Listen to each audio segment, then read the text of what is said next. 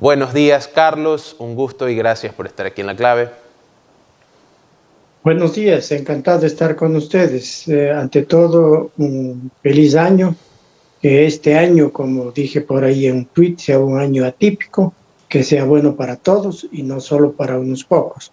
Y particularmente que la gente tenga buena salud, trabajo digno, y eso es lo fundamental como para tener también una vida digna. Y Felicidades a toda la radio audiencia. gracias por sus palabras. Bueno, hablando ya en materia, comenzando a conversar sobre el impuesto a la renta, aparte de este impuesto a la renta que se paga una vez al año, desde 2020 existe un impuesto adicional a ese de ahí, que ahora el microempresario paga 2 veces al año. La pregunta que le quiero hacer es, ¿cómo ve usted esta nueva manera de recaudar impuestos y, en cuyo caso y con su experiencia, de qué manera lo abordaría?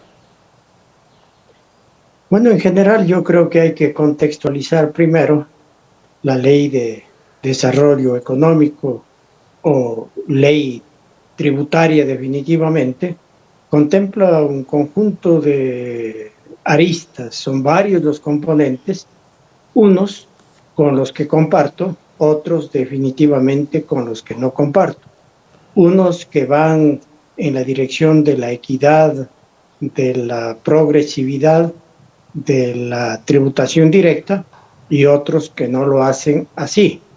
Unos que contribuyen a simplificar la gestión y la administración tributaria, otros que más lo complican, lo confunden y harán que la gestión de la administración tributaria y del cumplimiento de los tributos sea más complicado. Entre las bondades, por decir de alguna manera, de la reforma tributaria, yo quisiera señalar el impuesto patrimonial, que si bien no es del todo progresivo y mide con varas distintas a las personas naturales y a las sociedades, a las unas a partir de $1.000.000 de patrimonio neto y a las sociedades a partir de 5 millones y con tarifas diferenciadas. En todo caso, yo diría que ese es un elemento positivo. Puede inclusive dejarse en el tiempo el impuesto patrimonial con una tarifa más progresiva y más baja, puede dejarse durante un tiempo mayor, perdón. Por el lado del impuesto a la renta a personas naturales, sí, la ley contempla al mismo tiempo una mayor progresividad, pero simultáneamente, a partir de determinado tramo del impuesto a la renta, la progresividad desaparece y ocurre que a los ingresos más bajos se les grava marginalmente con tasas mayores que lo que ocurre en los tramos mayores. Y en el caso concreto del impuesto a las microempresas, que se elimina, pero se lo sustituye por un régimen diferente que es el RIMPE y que plantea una escala tributaria progresiva hasta llegar al 2% cuando los ingresos sean del orden de los 300.000. Aquí llama la atención cómo es posible que se elimina el 2% de impuesto mínimo a las microempresas. Se dice que se elimina, pero por otro lado se aumenta más bien el rango para la tributación mínima, que termina siendo precisamente para montos de 300.000, termina siendo otra vez del 2%. Cuando algún proyecto, el proyecto de minoría, pretendía gravar con el 2% o un poco más en determinados segmentos y para los años subsiguientes se pretendía gravar con el 2%, se cuestionó que cómo es posible que se pague un 2% de impuesto mínimo cuando a las microempresas sí se lo está haciendo, de manera que por ahí no existe un principio de generalidad, de igualdad ante la ley y por supuesto también de progresividad, que es lo que manda el artículo 300 de la Constitución de la República. Este elemento Sí, es bastante complicado. Ok. Sí, por Ya, favor. lo que le quería preguntar es, esta reforma tributaria, al menos el gobierno la ha vendido como que va a lograr recaudar alrededor de 1.900 millones de dólares. Quiero preguntarle si esto es así, si esto es posible bajo este sistema de recaudación. Bueno, entiendo que los cálculos, el Servicio de Rentas Internas tiene un equipo técnico solvente, las proyecciones se le realizan de verdad con bastante aproximación, los 1.900 millones a obtenerse durante los 2 primeros años de vigencia de la ley. Entiendo que serán unos millones más, unos millones menos, pero el cálculo debe ser bastante aproximado, 1.900 millones de dólares que contribuirían a disminuir el déficit fiscal que asoma a pesar de que la inversión pública y los gastos corrientes, particularmente los gastos en nómina, se están reduciendo ostensiblemente, así como los gastos en salud, educación y universidades también disminuyen. Sin embargo, de que están bajándose sustancialmente los gastos corrientes o gastos permanentes y los gastos en inversión, apenas tendríamos para el presente ejercicio económico 2.000 millones de dólares, asunto que es contraindicado en situaciones de estancamiento o recesión económica. La historia nos debió enseñar la lección que cuando la economía va mal, el carácter contracíclico de las finanzas públicas es fundamental. Debería aumentarse el gasto público, particularmente los gastos de inversión, pero ocurre que aquello no está ocurriendo, de ahí que Ecuador sea uno de los países que para el ejercicio que está decurriendo ya vaya a ser uno de los países que menos crezca. No será más allá del 2,5 al 3%, cuando otros países de la región tendrán crecimientos superiores al 6 o 7% inclusive. Esto quiere decir que las finanzas públicas de entrada están mal, no están cumpliendo su papel contracíclico, y esto hará que demore mucho más la reactivación de la economía, la generación de empleo productivo y, por supuesto, el crecimiento económico, que junto con la redistribución son la base de la generación de empleo. En todo caso, lo que usted menciona es que si no hay inversión pública, si no hay gasto público, de cara a cualquier tipo de crisis no la vamos a pasar tan bien, es lo que comprendo de lo que acaba de mencionar. Pero, y entonces, ¿por qué el gobierno se empecina en decir que va a, digamos, a disminuir el gasto público? Bueno, porque el credo neoliberal, porque el modelo neoliberal, de entrada no cree en el Estado. Solo de cuando en cuando creen cuando hay que reparar las travesuras privadas. Solo ahí, las ineficiencias privadas son reparadas por el Estado, y ahí se olvidan que el Estado neoliberal aboga por la retirada prácticamente total del Estado. No creen en el Estado, solo creen en el dejar hacer, dejar pasar, en la mano invisible, creen en la magia del mercado que lo resuelve todo. Por esa razón es que yo utilizo una expresión zanzarizan, de hacer una zanza, como hacían nuestros aborígenes de la región amazónica.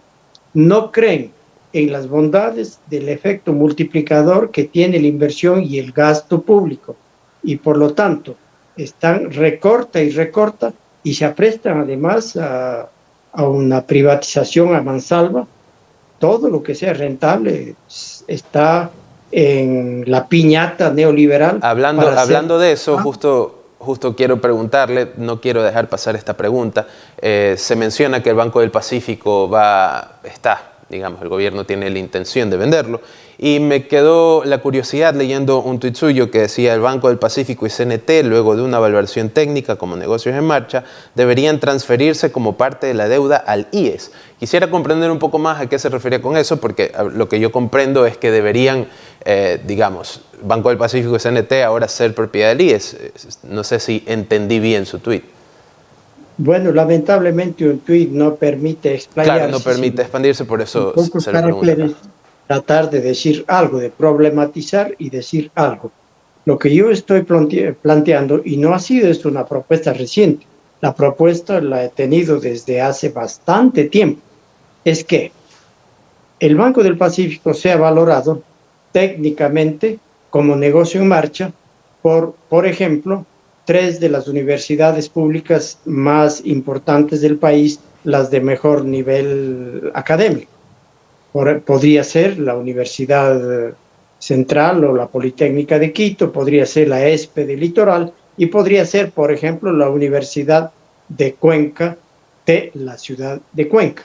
Se conforman equipos técnicos, hacen la valoración y digamos que, por ejemplo, el Banco del Pacífico, a pesar de los golpes y reveses que viene sufriendo durante las últimas semanas, precisamente para hacer que el banco baje sus niveles de eficiencia y su valor real también disminuya, a pesar de eso, el banco podría, por ejemplo, valer, esto sí que es una aventura mía, 1.600 millones y no solo los 800 millones de dólares que sería el valor patrimonial.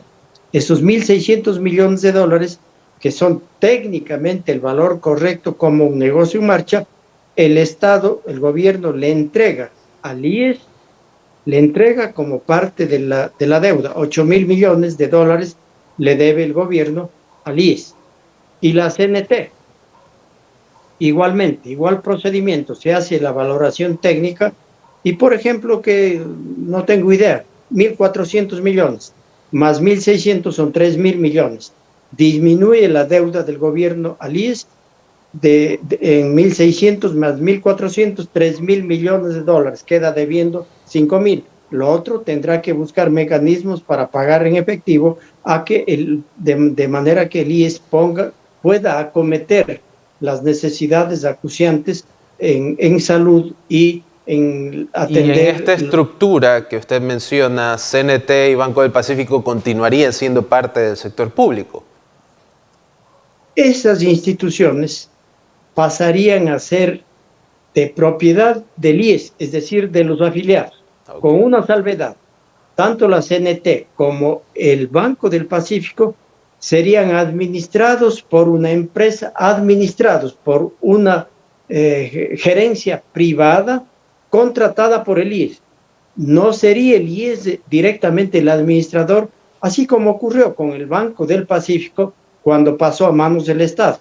Vino una firma española, si no estoy mal, lo administró y lo gestionó con altos niveles de eficiencia, de profesionalismo, a tal punto que las utilidades del banco llegaban a los 100 millones de dólares anuales, para ahora haberse pulverizado a 5 millones de dólares anuales. Es decir, que no se politice la gestión ni de la CNT ni del banco, y con eso los rendimientos pasarían, es decir, servirían para mejorar la atención a los afiliados. Y desde luego, lo importante también es el papel en la competencia que desempeñarían el Banco del Pacífico en un esquema financiero bancario oligopólico. Está bien que exista un banco que controle las hormonas utilitaristas de los otros 3 o 4 grandes bancos del país, como el Banco del Pichincha o el Banco de Guayaquil. Igualmente, queda clarísimo, muy interesante también lo que proponen, Carlos. Claro, 2 operadoras importantes en la CNT, más esta tercera que otra vez quedaría en manos de la sociedad, diría, y cumplirían también el papel regulatorio en cuanto a servicios, a convergencia de servicios y por supuesto también a las tarifas. Si se le deja solo al señor Slim, las tarifas van a ser mucho más abusivas, es decir, serían tarifas y servicios de monopolio. Muchas gracias, Carlos. La verdad que muy interesante lo que propone. El tiempo nos ha quedado corto, pero le dejo abierta la invitación para que vuelva a La Clave en una siguiente ocasión. Pues siempre me tendrán a las órdenes. Un abrazo y nuevamente feliz año.